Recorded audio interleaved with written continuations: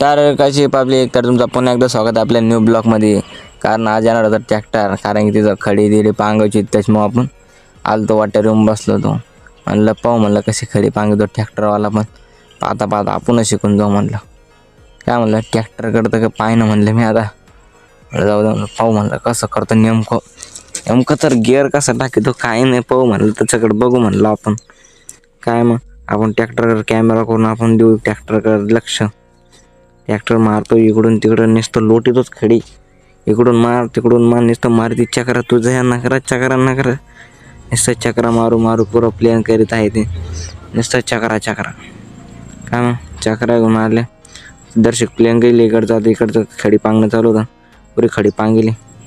मला तर डायरेक्ट झोप येत होती. म्हणलं घरातून झोपून राहा कोण, पण म्हणलं झोपल्यानंतर झोपू म्हणलं. आता खडीच पोहून नेमकं पांगतच कसे, तर काय दम्मा तेच पांगणं चालू होतं.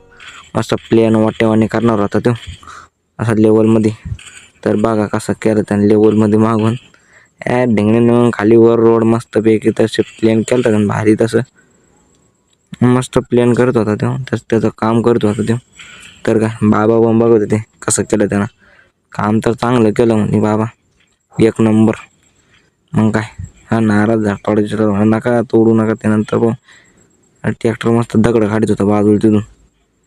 काढू पटापट दगडे बघू दे आम्हाला पण तिथे.